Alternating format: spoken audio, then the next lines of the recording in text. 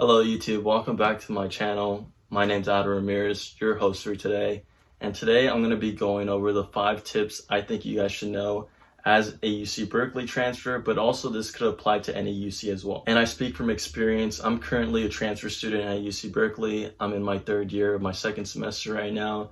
And so far in my time at UC Berkeley, I've accumulated 5 of the most helpful tips you should know to make sure that you thrive in your 2 years as a UC transfer student. And when I was first a transfer to UC Berkeley and trying to look at all these videos that give me helpful tips on what I should expect, what I should know, I'm just going to be giving you the cold hard truth on what you should expect from my perspective. And then again, this is also my perspective, so this is subjective to my experiences at UC Berkeley so far. But I hope this gives you a good idea on what to expect. And with that, let's go into the 5 things you should know as a UC Berkeley or UC transfer. So with the first tip, and I think this tip is applicable to all UCs and actually all universities as a transfer student, is that you should join organizations on campus and try to find a way to get involved with the school culture. So this is really important because as a transfer student, you're going to realize that it gets very lonely in college. And if you don't already have like a big network of people that you know that are going to the university that you're going to, it gets hard at times to make friends. So joining organizations and clubs that, are somewhat aligned with your interests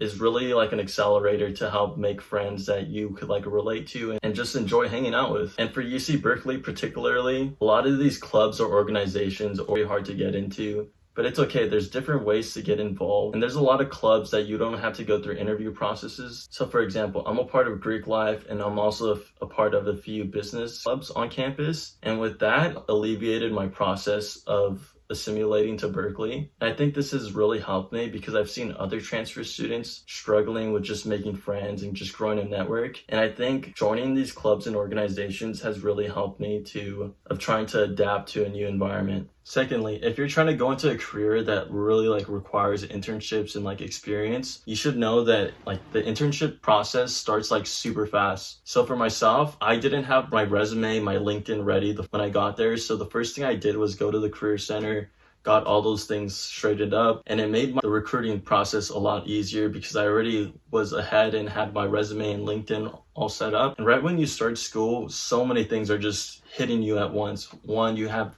trying to adapt to school. Secondly, you have all these career fairs that happen in the first month of school.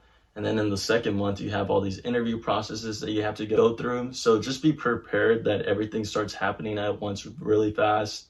And you really have to manage your time wisely. And with the third thing you should know, it's kind of like a negative thing, but it is a reality that I face. And a lot of other transfer students that I've talked to, they've also faced the same negativity towards them, is that whenever you tell someone that you're a transfer student, they kind of have a negative connotation on you. They kind of think in their head that, oh, you didn't get in it when you're a freshman. They kind of look down on you, undermine you because you're a transfer student. So to stop this negative stigma that people instantly had against me as soon as I told them I was a transfer student, I would just completely stop telling people I was a transfer student. I know it's bad. I know I wasn't really representing oh, I'm a transfer student, but people just had a negative connotation, they were smarter than me or they were better than me. So I just completely just try to axe that negativity out and I just stopped saying I was a transfer student. And going on to the 4th thing that you should know is that classes are a lot harder than they are at community college. And it's kind of logical to think that, oh, okay, UC Berkeley classes might be harder than community college, but they're a lot harder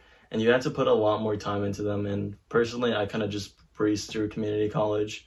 But with classes at UC Berkeley, I really had to grind for my A's and even my B's. I realized with a bad report card my first semester that I can't half-ass my classes. I have to actually do the readings. And this semester I've been doing most of the readings and I'm doing a lot better in my classes. But yeah, classes at UC Berkeley are a lot harder than community college. The last thing you should know is that everybody suffers from imposter syndrome. Whether if you got admitted as a freshman or if you got admitted as a transfer student, everybody at one point at UC Berkeley doubts why they got accepted.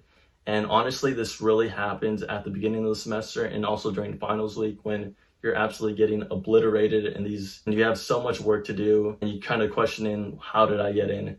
And imposter syndrome, it's really tied towards just doubting yourself. And that's an internal battle that you have to face, and it's not easy to overcome this, but it's more alleviating to go through it knowing that everybody else is also going through it as well. And at the end of the day, you just have to fake it till you make it, and also just keep your head up high. And with that, those are my 5 tips that I think you should know as a transfer student going to UC Berkeley or any other university. Honestly, I think these 5 tips are very applicable to most universities. And if you have any more questions, you could go ahead and comment down below, or you could also connect with me on LinkedIn or follow me on Instagram or whatever. But yeah, I hope you guys enjoyed the video. I hope you guys got something insightful out of it. And don't forget to like and subscribe, because that really keeps me motivated to keep on posting these videos. And I really want to keep up the college content and also make more career videos as well. So if you want to see those videos, go ahead and like this video to keep me motivated to keep posting. And with that, I'll see you guys in the next video. Peace out.